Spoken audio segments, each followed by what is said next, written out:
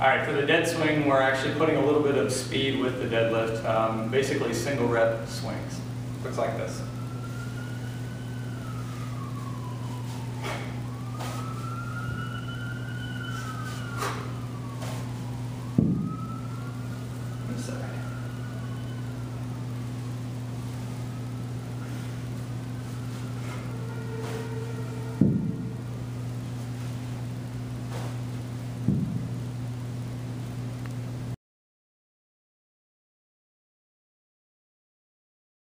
Alright guys, for the second correction, we're going to look at what's called the towel swing. We do the towel swing for a few reasons. One is, once we've got the dead swing or the singles going, we're comfortable starting and stopping the bell, then we want to start linking them together so we can do sets of 5, 10, even up to 20 if you want.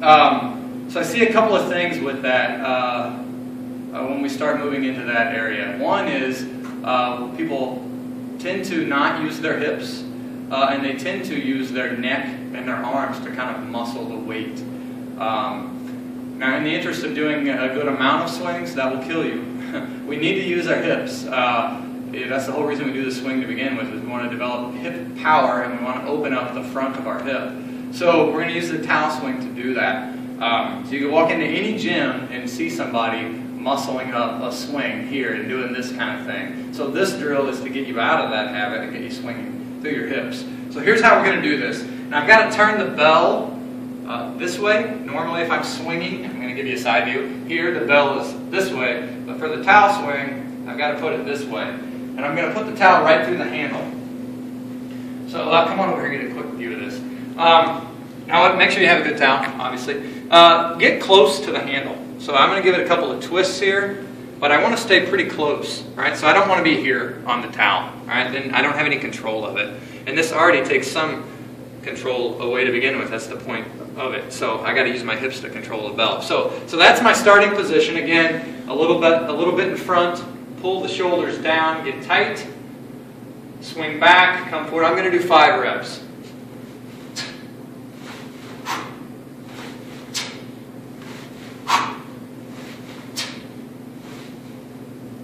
Right? So that's what the towel swing should look like. Now, if you tend to use your neck and your traps and your arms, here's what it will look like.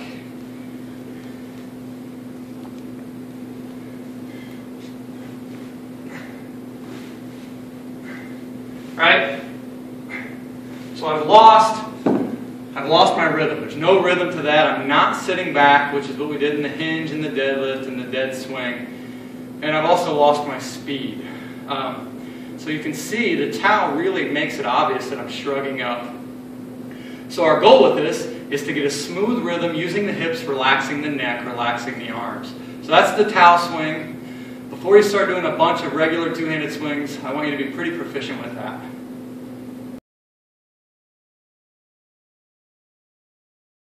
We're running low on battery, so we're gonna cruise through this. We got to bring the weight close to your hips. All right, so I see a lot of people swinging and let the bell get too far away from them. It looks kind of like this. This is kind of what not to do. So I'm here, got the weight way in front, I'm swinging way back.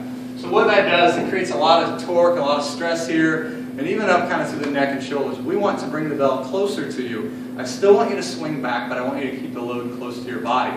So we're going to use another kettlebell to help us do that. Alright, so here's how I'm going to do this. I'm going to stand right over top of this first bell. Alright, so the starting position is a little funky. Once we are used to keeping the bell close to us, then we don't do this drill anymore. So here's what I'm going to do. A few kind of half swings, and then I'll get into a full swing, and you'll see what happens if I swing too low. So if I'm here, so right there is where I want the weight. And obviously, too low, the bell tells me that. So this is a nice way to remind yourself to bring the bell in close. Now ideally, when I swing back, my hands should stay above this imaginary line at my knees. So I'm here, the weight comes back there, and I get the stretch part here, not by going here, right? So the load stays close. So that is kind of swinging over a parked bell. I use that, dramatic changes in a matter of seconds. This will add reps to your practice. It will also add strength. And if you're getting any low back pain at all, this might be your fixer. So give that a shot. Let me know how it goes. We're going to get into some swing corrections. I'm going to show you kind of the two-handed swing, just a few reps, and then the first thing we're going to do is break down kind of how to get into some singles, which is basically a really fast deadlift. So for my two-handed swing, I'm going to give you a side view.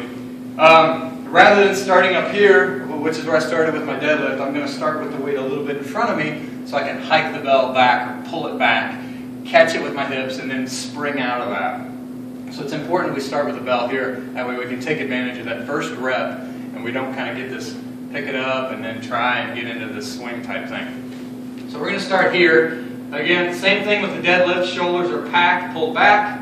I'm looking straight ahead. Hike the bell back.